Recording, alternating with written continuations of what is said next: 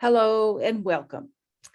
It is Indigenous Heritage Month, and we are so happy that you've been able to join the United Nations Association of the National Capital Area this afternoon. We have a dynamic panel that is put together to focus on Indigenous voices and where we are today. So I'm Jill Christensen. I am the chair of the board for the United Nations Association National Capital Area.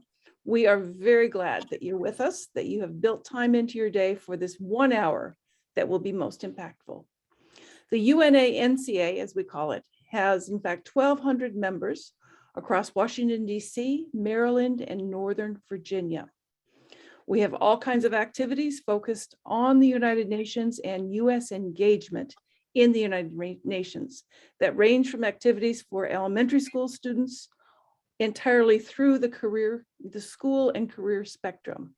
And so we're glad you're with us very much. If you are not a member yet, you're very welcome to join us and become a member at www.unanca.org. So with today, we celebrate Indigenous heritage and specifically promoting Indigenous voices. Very, very critical. In my undergraduate work, actually, I was trained as a teacher with a focus on anti-racist multicultural education. My teacher training was in the Akwesasne Freedom School of the Mohawk Nation. That was my start to learning about variables of heritage and respect and sovereignty and what that means related to human rights. And where, in fact, there's so much that we have of history that we need to come to terms with, but truly current day issues that we must address. Indigenous peoples are across the globe, occupying about 22% of global land. They number somewhere between 370 and 500 million people, and in fact are part of the greatest part of the world's cultural diversity, but also the greatest endangered portion of who we are as a people of the world. With that, Indigenous people speak about 7,000 different languages, including then hundreds of languages that were indigenous here in what we call the United States today. Many Indigenous people continue to be confronted with marginalization, extreme poverty, and other human rights violations. Racism, classism, land rights, climate, misogyny, all of these issues play and intersect together. You're going to hear some of that today. Within the UN system, there have been partnerships with Indigenous people. Thinking back to I have to acknowledge 40 years ago with the Mohawk Nation and their journey to Geneva to address human rights of, in fact, the Iroquois nations at the United Nations. You know, this has been going on for many, many years, treaty rights, but also then current issues that still pertain. So UNESCO has partnered and is working on addressing multiple issues as far as biodiversity and, in fact, cultural diversity. Indigenous people are, in fact, the inheritors and practitioners of unique cultures, spiritual governance, all kinds of different layers of that. They've sought recognition for their identities, their way of life, the right to traditional lands, to, in fact, traditional ways of caring for themselves, territories, natural resources. And yet the reality is, throughout history, not just in this nation, but far beyond, their human rights have been violated, with then challenges going over generations. The international community recognizes the special measures are required specifically to address Indigenous rights and to allow Indigenous cultures to thrive, not just survive, but to thrive. So we're thrilled you're here today. You're going to hear from 3 dynamic speakers, plus the person who coordinates our advocacy and outreach. So I'm going to begin by introducing Danielle Dean. She, in fact, does all kinds of aspects of advocacy with UNA NCA. And Danielle, I'm going to pass it to you, and thank you. Thank you, Jill, and thank you everyone for joining us today for this discussion. I'm actually very excited about this topic. It's one of those issues that I have had a passion for ever since college when I started looking at international relations and poli-sci. So it is an honor to be able to pull together such a distinguished group of experts who will talk to us a little bit about how we in the United States, both at the local, state, and federal level, are advocating and promoting Indigenous voices, both here at home and globally. So I won't take up too much time talking about myself. I would love for all of our speakers to take a moment to quickly introduce themselves, tell all of the participants here today a little bit about yourself, and then just give a little highlight about what you've been working on currently to help promote Native American and Indigenous voices in the work that you do. So why don't we start with Ambassador Keith Harper. Well, thanks, Danielle, and thanks everybody for participating today and the invitation to engage in this conversation. So I principally work at a law firm called Jenner and Block, and I chair the Native American practice at Jenner. I also co-chair the Human Rights and Global Strategies practice as well. And for tribes, I mean, my principal task is to usually in litigation, but sometimes by other means, sort of promote tribal interests, advance tribal opportunities. So for example, right now we represent three tribes in a litigation seeking to, where the plaintiffs are seeking to have held unconstitutional the Indian Child Welfare Act. And on behalf of these three tribes, we defend ICWA because of its importance to ensuring the stability of Indian children and families. And so that's one example, but we've litigated, for example, one of my colleagues litigated the McGirt case, which has to do with reservations in Oklahoma and whether or not they were so-called diminished or disestablished. And the Supreme Court 2 years ago held that they were in fact not diminished and not disestablished. And so that means that a good part of eastern Oklahoma, as a result, is Indian country.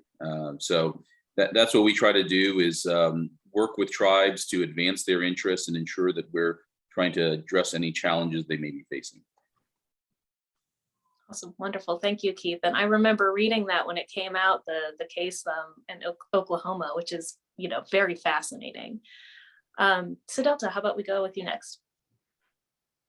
Morning, everyone. My name is Siddhartha Asui. I'm an enrolled citizen of the three affiliated tribes of Fort Berthold, North Dakota. That's Mandan, Hidatsa, Rickaron Nation, and I'm also Cherokee. I work for the National Education Association, where I kind of, I guess I sit at the American Indian Alaska Native desk, so I kind of manage all the policy work that goes through the outreach. I liaise to our communities and I work with our caucus. And I just have a lot of fun doing that work, actually. I came from a background of higher ed. In the job, there's a lot of really cool things that we're doing right now. One thing we're doing is trying to identify some of our Native American educators and how do we get them onto some of our leadership positions at the state level and at the national level. We want to make sure that we have those voices at the table when we're talking about education, because we have a very unique perspective. We serve a very unique population as well. So that's one thing we're working on. And another thing I'm really kind of proud of is that we're working with the National Indian Education Association to create a stack of micro-credentials for teachers who are teaching Native American students. So what are things to consider? What are good resources to use? We saw an incident recently in California where, a teacher was doing something that was rather inappropriate. So how do we make sure that teachers have resources so that when they're teaching our students are not doing things that are offensive and that could be hurtful? So those are some of the things we're working on at NEA, and we can talk about more things as we go through the panel, but very happy to be here, and thank you for the invitation. Awesome. Thank you. Joshua. Aloha kakakeaka. Good morning from Honolulu, Hawaii. It's great to be here. I teach at the University of Hawaii at Manoa in the Center for Hawaiian Studies, as well as University of Hawaii West Oahu in political science. I also am the executive director of the Hawaii Institute for Human Rights. I'd say most recently, we just returned from the UN Framework Convention on Climate Change, Conference of Parties 26 in Glasgow. There in Glasgow, we were featuring a couple of exciting films focusing on Kanaka Maoli and the struggle for self-determination. One was looking at Moana Nui Akea, and that featured the Hokulea's voyage, a traditional canoe that went around the entire planet, sharing the message of Malama Honua, which is taking care of each other and our planet. And she, of course, made an amazing moment at the United Nations on World Oceans Day a couple of years back. We also showed a great film that was looking, it was called Hawaiian Soul, and it was looking at George Helm. And George Helm was one of the activists making sure that Kaho'olawe was no longer bombed and returned to the people of Hawaii. So those were two aspects there. But then we also had an event featuring the youngest representative right now from Northern Marianas, Sheila. She's the one that introduced President Obama at the COP. And she was talking a lot about demilitarization in the Pacific. So we're working a lot on that issue. We hope as well that certain valleys here in Hawaii, such as Makua, could be returned as it's a sacred space. And then most recently just returned home. And so we did a model United Nations with BYU Hawaii. And there's over a dozen Pacific Islanders there. So they did a model UN of the COP in Glasgow. And just yesterday I was at Chaminade University meeting with students. And the issue that they're doing is they're creating a brand new UNITAR training center at Chaminade that will look at the Sustainable Development Goals. So the Sustainable Development Goals are also vital for Indigenous peoples because of the furthest behind first, and most important, to leave no one behind. So those are some of the things that we're working on here in Hawaii, and it's an honor to be on the panel with everyone this morning. Fantastic. You all are doing such amazing work. I'm curious, we've seen in the news and across social media in the past couple of years, a striking amount of visibility on Native American issues around land rights and climate change and human rights and education. And I'm wondering if you all could talk a little bit about what surprises you, what encourages you about these current conversations that we're having, and why do you think, are we at a pivotal moment right now where we can take advantage of some of this visibility, some of this movement? So anyone can jump in and answer that. Well, I can start. I mean, look, I think we are at an interesting time, and it's in a time of great opportunity. Earlier this week, President Biden had the Tribal Nations Summit, invited every tribe to send somebody. It was virtual this year. President Obama inaugurated the White House Tribal Nations Conference in his administration and met with tribes every year. And that has been super important, I think, in the advancement of Indian issues and Native issues, because what that does is it's a galvanizing moment where each agency wants to have something that is pro-tribal to address. So it's just elevated tribal issues to a degree that is extraordinary. I look back when I first got to Washington in the early 90s, and I look at the power of tribes then and the power of tribes now, and it is just markedly improved. And one of the reasons for that is that, you look 20 years prior to the 90s, there was the inauguration of what's called the Era of Self-Determination. And that has led to the empowerment of tribes in order for them to develop to a striking degree and have the resources to advocate for their own interests and advance their own causes. And so today in DC, the activities of tribes is just significantly greater than before. I mean, in the 90s, I could not have imagined a day, I literally could not have imagined a day where we would have the Secretary of Interior be a Native person. And now, of course, we have Deb Haaland, who's Secretary of Interior, a Native woman. And so I think we're almost in a sort of Native Renaissance period, having seen dramatic improvements. Still, there's ongoing challenges, but dramatic improvements across the board. Absolutely. Having that visibility and prioritization at the federal level is kind of what I'm hearing, and also making sure we're establishing policies that set up Indigenous groups to own space and to own conversations within the larger, education, climate change, all the issues that we all care about, workforce. Joshua or Delta, anything to add to that piece?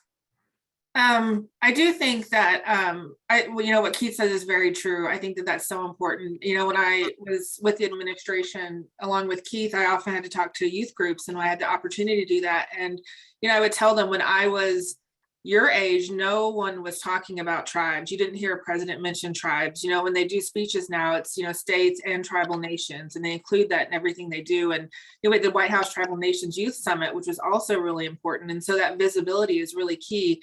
I also think just in popular culture, having us be present in places that we aren't, and we aren't usually present, I think that people are seeing us and we're being humanized in a way that we haven't. When I was younger, I grew up in a place where I was surrounded by Native people. So issues like mascots, I always thought that wasn't important. But when I left and I saw that people didn't really view me as a human, and they would talk to me in ways that were really dehumanizing. And you would get questions like, what are you? Where are you from? And it was, I don't know, it was just one of those things where I didn't think it was important until I left my little home community. But now that other people are seeing Native people through shows like Reservation Dogs, Rutherford Falls, they're seeing us in more complex ways than just as some sort of stereotypical mascot. I think other people are kind of coming to the table too, outside of just policy work, and saying, how do we elevate Native voices and stories? And how do we know the true history of Native people? And I think that also translates to education policies. We're seeing states that are passing things now, like North Dakota with State Bill 2304, of like, we have to teach Native American history in K through 12. Other states have done this, Montana, Oklahoma's looking at doing similar stuff. So I just think this elevation of us being in public spaces has been so important, and it's moving the needle. And I'm just looking forward to see what we can do in the years to come. Absolutely. Oh, sorry. Go ahead, Joshua. Oh, no. I was going to say, building on what Jill said, I mean, it really has been a long struggle. And she was talking about the UN, but it's even the League of Nations, since she brought up the Haudenosaunee, that we had Descahe going in the 1920s and missing the Maori chief just by 6 months. And so you really can see a lot that's happening at the national, but also the global level. We just commemorated the 20th anniversary of the UN Permanent Forum on Indigenous issues. And that was huge, because there we even saw a redefinition of the 5 regions of the UN to include the Pacific and the Arctic. So there's 7 Indigenous regions. And just being at COP, there's actually an Indigenous platform, and there's 14 representatives. So there is also, I think, a recognition that the reason the world's in the predicament it's in regarding our planet is ignoring Indigenous philosophy, because if everything's just being seen through the lens of economy, and the Indigenous philosophy of understanding that kindred relationship with the planet and with Mother Earth, we would never be where we are. So we've been blinded by pursuit of profit, and the Indigenous philosophy is now being respected more and seen. And so I think you can see a lot of that. One of the other things we did was we had an event at a cafe called the White House, and it was the 1-year anniversary of the Universal Periodic Review. So I was looking at what recommendations were made around Indigenous rights and how the Biden administration is beginning to implement those. So it's exciting to see how we can use the action on the ground with the global and sort of push for positive social change at all levels, at the community, at the Capitol level there in DC, but also at the global civil society around the world. And it is amazing to see the power of Indigenous movements really shaping global politics. Absolutely. That's a great segue into my next question for you all, which is exactly that. How is the UN set up to receive stakeholder input for Indigenous groups, right? So I know, Josh, you mentioned a few, maybe you can go into a little bit more detail, especially like around COP, since you just arrived back from there. But for all the speakers, what are some of the targets that we as a group, as UNA NCA, should be looking, adding pressure to, adding visibility to, and making sure that they're held accountable and are actually doing the work around inclusive stakeholder input?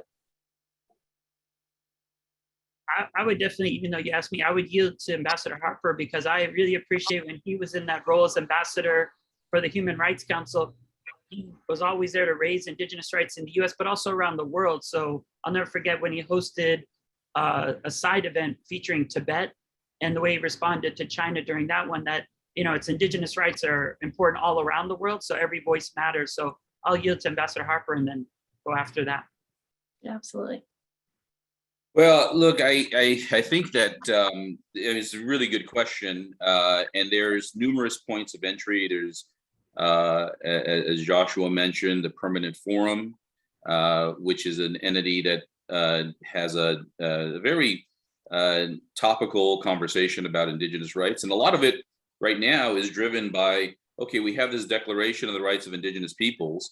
It's been universally adopted throughout the world by every country, including the United States now during the Obama administration. How do we go from that to actually implementing it and putting it into practice in country after country? And certainly that should be a domestic conversation, but that should also be a conversation that the UN has as well. And so one of the things we did during my tenure is we worked to have agreement regarding another point of entry, which is the expert mechanism on the rights of Indigenous peoples. And this is a mandate holder of 5 experts, and we dramatically strengthened the MRIP's powers so that they could actually identify best practices, show where countries were not, investigate and demonstrate where countries were not in line with the declaration's terms.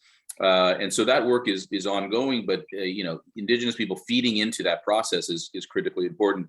I would just say one other thing that is insufficient, and that is tribes are unable in the UN writ large to participate.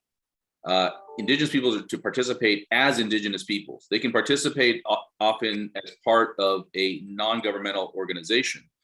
But there needs to be a status provided that is, because just in its terms, non-governmental organization, well, tribes and other Indigenous groups are governments in part, right? They provide governmental services to their people, what we see as governmental services. And so they ought to have a status that they can participate as tribes, quad tribes, rather than as NGOs. And we started that conversation in 2014 through 2016, and we weren't able to get there, but that conversation should continue again. That's a great point. Thank you. I appreciate that. And Josh, any insight into either what Keith said or what happened at COP? Yeah, no, I believe the UN Declaration on the Rights of Indigenous Peoples, really, it's the roadmap for how to move forward. It's the roadmap to really look at reconciliation and a realization of all rights. I think that is so important. And as Ambassador Harper did raise, it has been adopted by all countries. So the good part about going to the UN, let's say the Permanent Forum or the Expert Mechanism on the Rights of Indigenous, is Indigenous peoples really meet together there and share strategies, but also the stories of success. So we can see models and learn from one another. And that's absolutely vital. I think that's what's one of the best features of the UN meetings. The other aspect I think could be done is also the ILO Convention 169 is even a binding treaty. So I think more and more countries could ratify that, and that would then prompt more action. And some of the other aspects that was shared is I was just in Geneva on my way. I went to the Universal Periodic Reviews of Samoa and Papua New Guinea, and we were then meeting with some governments on the side to continue that work that Ambassador Harper was talking about, because there's this great meeting that takes place at the Quaker House in New York. It's sort of a of this casual meeting on usually a Tuesday night in New York during one of the big UN meetings. And that's where the governments talk very candidly and openly about where that is. And the Human Rights Council looks like where that might be recognized first for Indigenous peoples to have status. And there's been Indigenous peoples at the UN since Descahe, but it was the International Indian Treaty Council and the World Council on Indigenous Peoples that was able to become NGOs first. And now there's hundreds that are there. But as Ambassador Harper said, it deserves to have a status as Indigenous peoples. And you can see that changing. I think the Permanent Forum is a good example where Indigenous peoples select their own representatives. And then the president of the General Assembly just kind of stamps it. And so if Indigenous organize well enough, we can create that space there. And you see it also at COP. It's Indigenous peoples on the platform and then has its own special place. So in a way, Indigenous actually, I think, lead the way in influencing the international NGOs because they've opened up more space that now disability rights and others are moving into with the nothing about us without us philosophy. And so Indigenous have really shifted from the Westphalian treaties and states participating to having more peoples directly impacted to be included in decision-making on global affairs. I'll stop there. That's great. And to both of your points about what we can do locally, I'm interested in kind of talking a little bit more about that, right? How I think we all have at some point in our engagement, either at the federal level or with our state governments, felt a sense of frustration and lack of movement when we start talking about something that we care about and it doesn't seem to go anywhere, right? And sometimes it's hard to continue to stay engaged and have passion at the local level when you don't see the immediate impact at the global level. So, what have you guys been working on here at the local level that kind of amplifies, and you've seen, over the past 10 years or so, or even longer, have seen measurable impacts at the global level because of the work that you've done here at the local level, especially in education? I mean, that is just an unbelievable amount of work and change in that area. But land rights, everything, so social justice.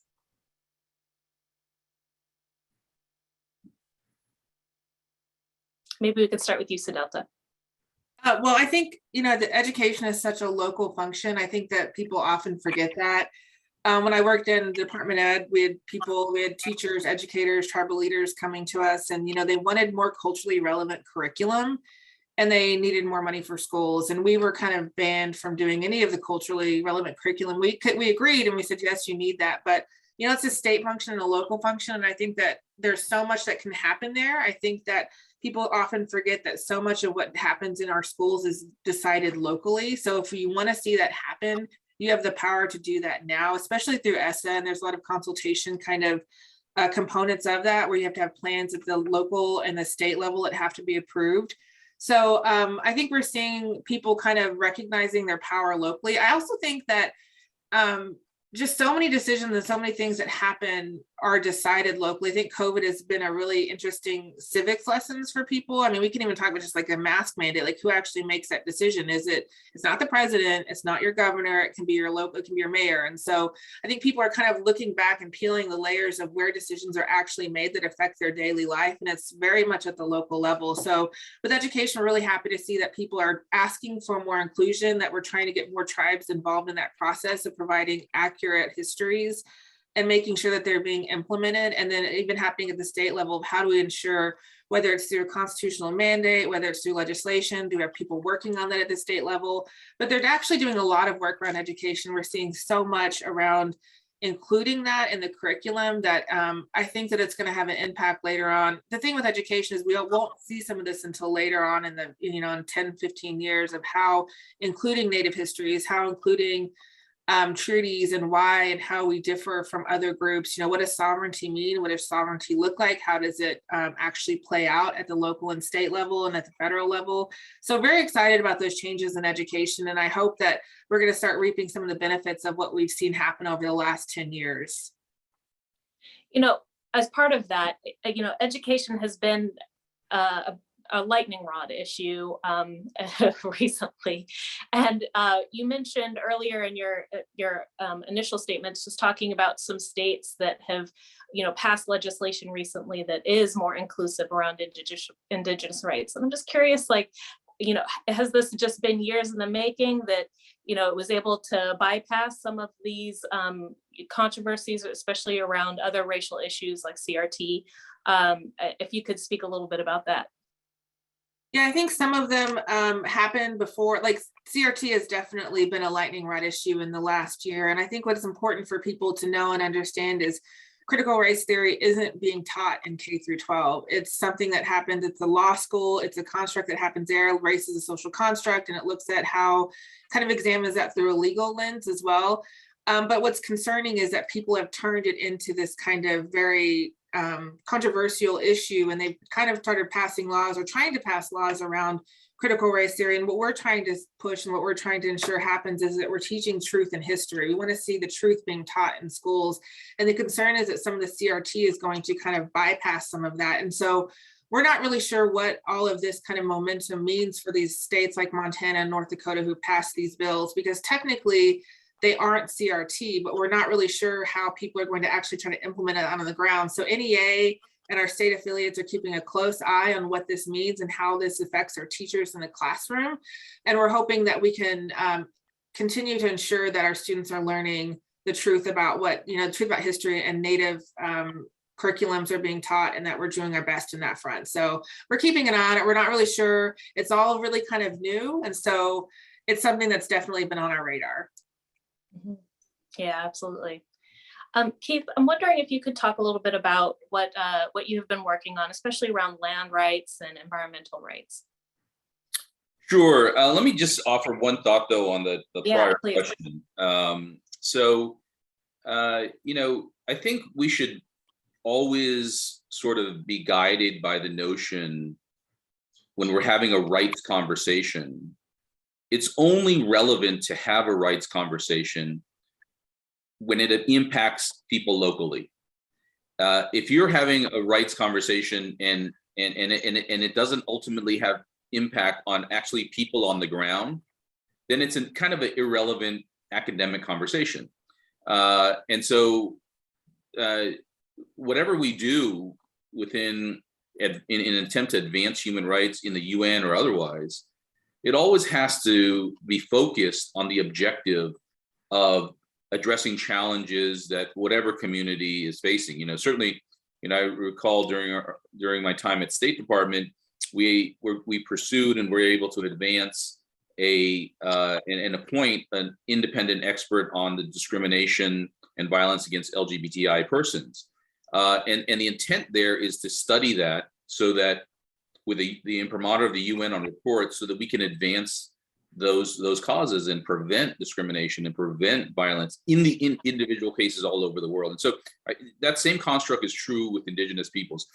And that's why, for example, the Declaration of the Rights of Indigenous Peoples says, I think 8 or 9 times, uses the term free, prior, and informed consent.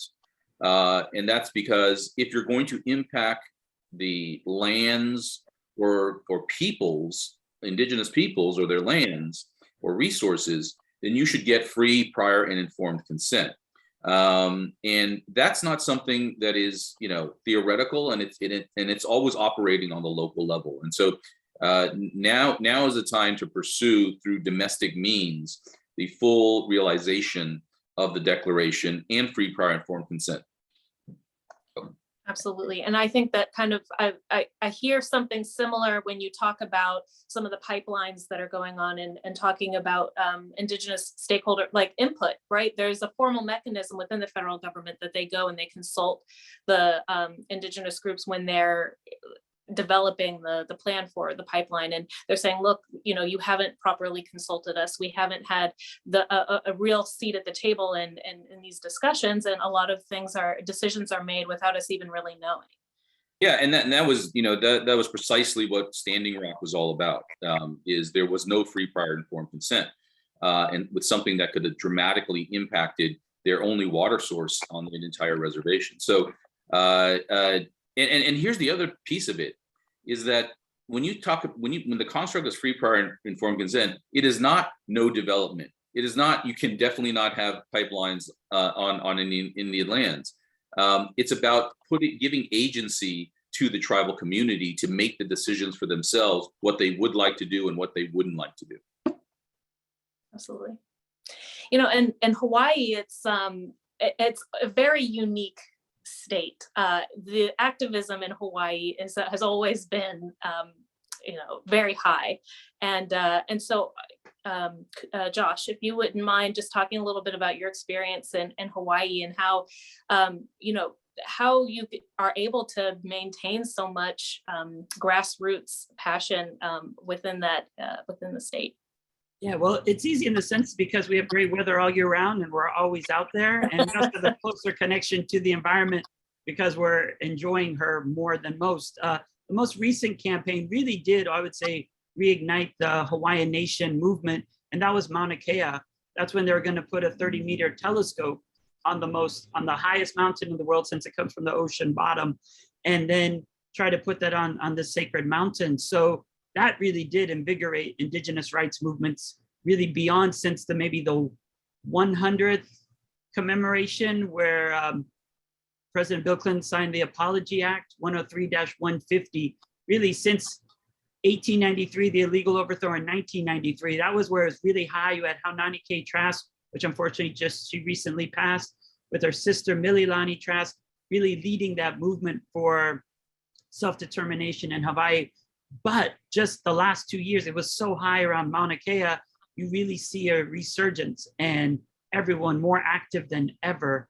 And so I think that was one of the most recent ones where you really did see everyone everywhere has clothing, everything that all talks about the future of Hawaii being a sovereign nation.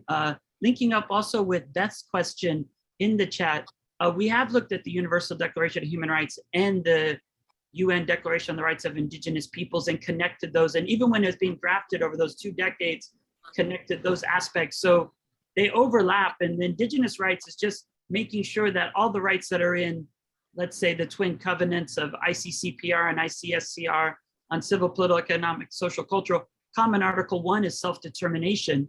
And that was Article 3 of the Declaration. And then, as Ambassador Hopper talked about, free, prior, informed consent is mentioned half a dozen times, but that would change all the relationships where there still is not enough of not only consultation, but consent. And we see that, of course, with the pipelines, but we even started to bring it up here in Hawaii around tourism. So I'm actually part of a new cohort. We're actually accepted to actually do education with Native Hawaiian hospitality and with travel to change, to rethink that relationship. So it's not so parasitical where people come and just take everything out, but more of a respect and redefining that relationship. And we even translated the UDHR into Olelo Hawaii, and it's on the UN website. So it's actually teaching people when they come, not only 2 or 3 words to commodify them from Hawaii, but to actually understand the deeper meaning behind that and to know that they're guests here and to treat it that way and actually ask permission when coming to certain spaces. And I think that was gained by looking at Aboriginals in Australia, where they were able to not let people come on Uluru, on their sacred mountain, and climb out it and do things. So I think the Indigenous movement around the world teaches each other when there's greater gains, and we can learn. I think Australia just returned 400,000 kilometers of land to an Indigenous nation to manage that. So as it comes with the environment, it makes sense to work with Indigenous peoples who have that knowledge for generations and can actually restore that relationship in many ways. Right. Well, and also to your point, I know that we've got a very active group of participants, which is amazing. And I'd love to spend some time making sure that our attendees are able to ask some questions. So if anyone wants to come off mute and ask our speakers a question, you can do that now.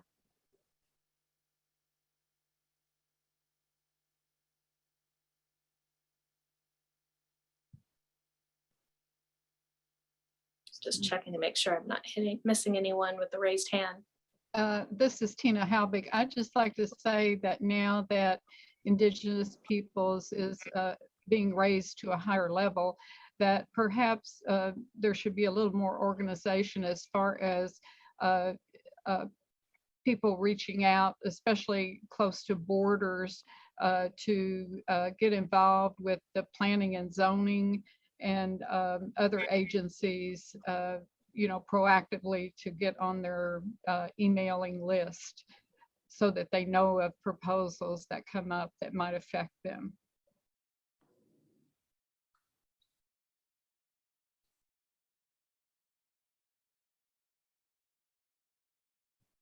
Anyone want to answer that question?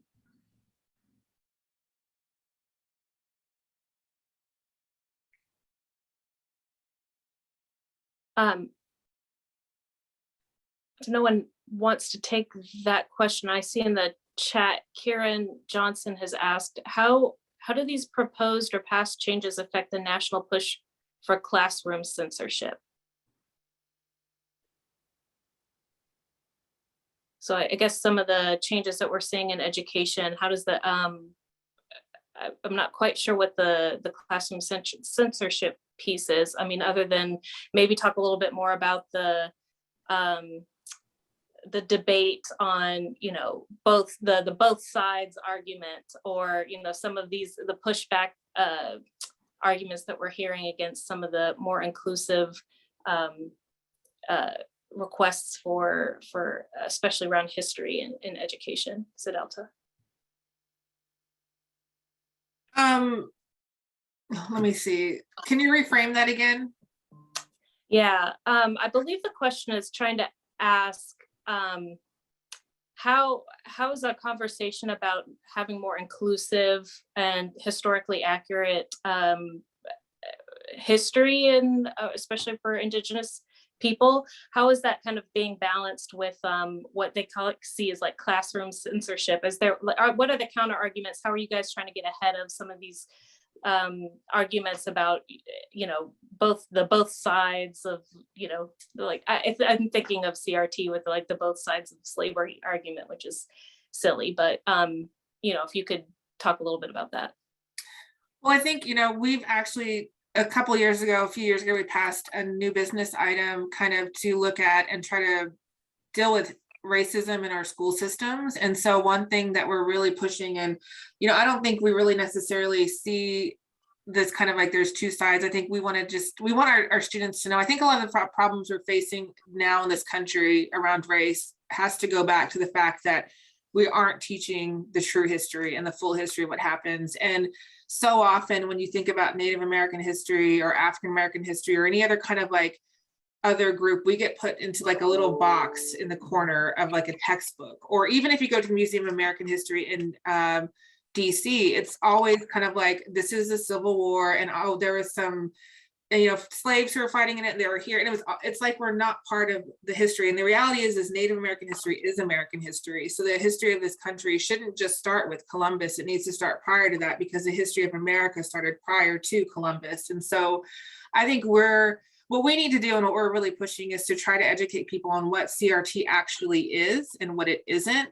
And then the importance of teaching true history, because we've managed to teach this really fascinating myth of the American story. And it's kind of like we've made the founders of this country into these almost mythical kind of people and beings that are without fault. And we haven't really talked about some of the problems that, and how this country actually came about. It was a violent and very deadly kind of creation. And we want to pretend like we've dealt with everything. Oh, we had slavery, and then we realized it was wrong, so we don't have that anymore. Then we did Jim Crow, but we also realized it was wrong. But we don't talk about how difficult it was to get to those points of change and how violent it was. And until we actually really understand the history of this country, we have a lot of people who think that we've litigated and that we've legislated and changed everything, and now everyone's on the same page, and that's just not the truth. So it's about teaching, kind of what CRT is and isn't, and then making sure that people are learning the real history and not this kind of mythical whitewash story of the creation of America. I hope that kind of helps. Yeah, I think that's great. You know, and I'll ask the question with no expectation that everyone has to answer, but, you know, speaking of which, we're coming up to Thanksgiving. Do you all have thoughts on that, and how to, you know, how do you balance, you know, a day that is often touted as a day of togetherness, a day of thankfulness, and, you know, also balancing the fact that, you know, we often don't have meaningful discussions about what happened in the past, and, you know, and how to be more inclusive and thoughtful about our engagement with that holiday. Yeah, well, you know, I think for me, it is complicated.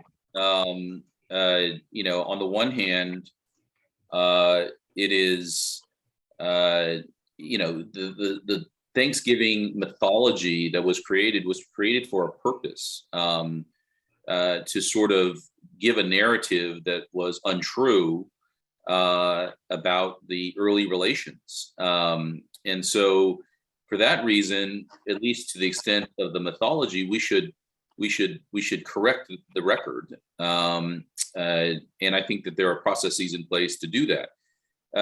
On the other hand, you know, I celebrate Thanksgiving, and I invite many others to do so as well. It was one of my favorite things to do when I was serving in Geneva, because of course it's a U.S. American holiday, and you bring it to other people. And I'd also just add that there's nothing inherently problematic. In fact, it's very much in the tradition of Indian country to say thank you, and to count those things that are being given to you by the Creator. And so to me, it's very fitting that we take a pause and say thank you, and recognize those things that we have, and honor them. So it's complicated in the sense for me that there's a historical aspect to it that I think we need to correct. But the present day celebration is something that I think is very, very, very in line with Native ways of thinking about the world and culture. Absolutely. Sedelta, Josh, any other thoughts? Oh, you know, I completely agree with that. And I think maybe it's just a way of reframing what the holiday is about and how you think about it. But I also think it's very in line with Native people to be around family and community at that time. I mean, that's something I look forward to is, you know, it's a time that when I'm in DC, I can come home and be with, you know, my nephews and my nieces. And so, you know, that's something to be thankful for and celebrate. And so it's definitely kind of a weird time, and it's a conflicting time, but I think you can always reframe that and think of it as a time to be thankful and to be around, you know, family and loved ones. And I agree with what Sedelta was saying as well about the history. I mean, it's that myth that we have to change. And it's also looking even at the government structure. It was Ben Franklin actually studying the Haudenosaunee, getting back to where Jill was talking about earlier, and looking at that structure. The only thing they left out was women having the right to veto. And so it's actually looking, and I'll never forget that because I was at the US Constitution Center in Philadelphia. We'd always have an Indigenous rights conference there on the weekend between the Permanent Forum. And then Oren Lyons was there. And to be there with Oren Lyons at where the Declaration is signed and all this other myths that was there, it was so great to get his perspective of, we were outside trying to make sure that they made all the right decisions, but they blew it at 2 or 3 different points. And of course, they've tried to make Indigenous invisible, but what has shown over time is really that Indigenous are invincible, and to make sure that people come together. And also even at the UN, at the meetings, they all begin with the Thanksgiving prayer. And the Haudenosaunee are the ones that begin that. So I agree with what Harper said about being there with our families, and also about Thanksgiving and thinking about that relationship with the earth, that we can do all those things at Thanksgiving. It's not about the football games. It's not about the horrible commodification of shopping till you drop and buying things. It's about being with our ohana, our families here, and spending that time, but rethinking that. And hopefully, since President Biden signed Indigenous Peoples Day in October, I was hoping there'd be something in the works, as Ambassador Harper was saying, about processes that would redefine the holiday, because we saw a lot around Juneteenth. And as that was taking place, I was very pleased that that was happening.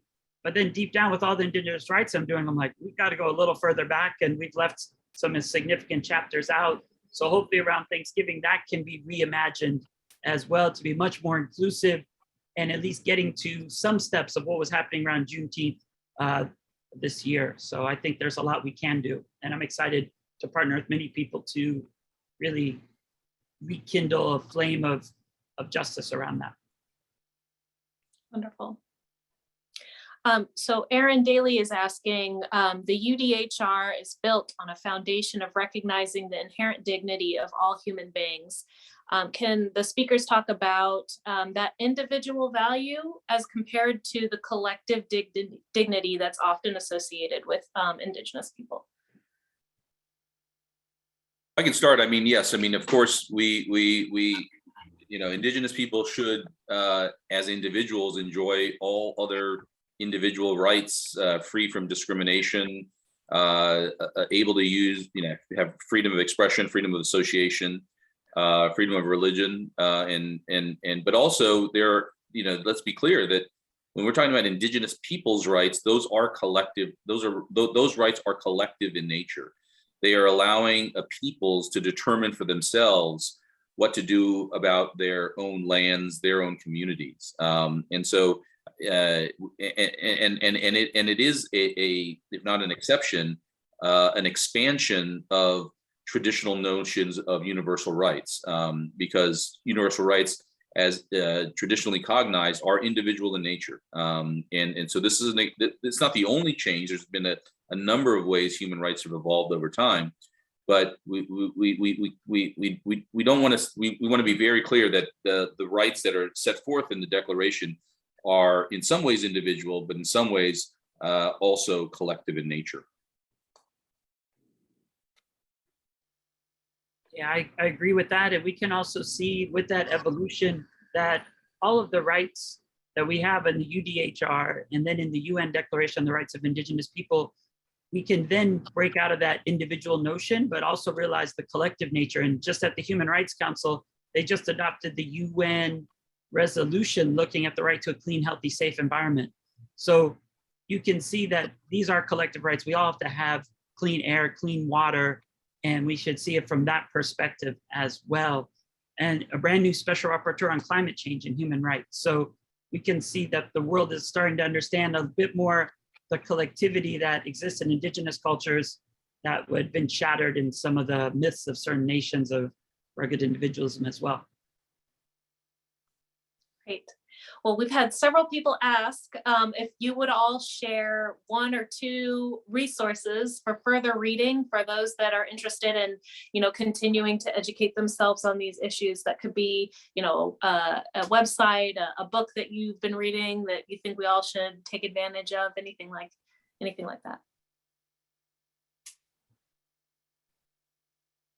Well, one great resource, I think, and you can find this on the Office of the High Commissioner for Human Rights website, is look at the reports of the Special Rapporteur on Indigenous Peoples and look at the reports of the Expert Mechanism on the Rights of Indigenous Peoples.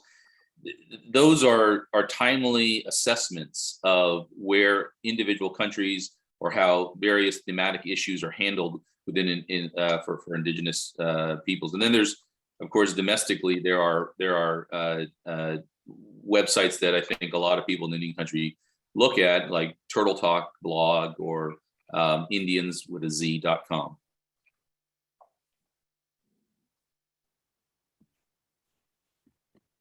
Great.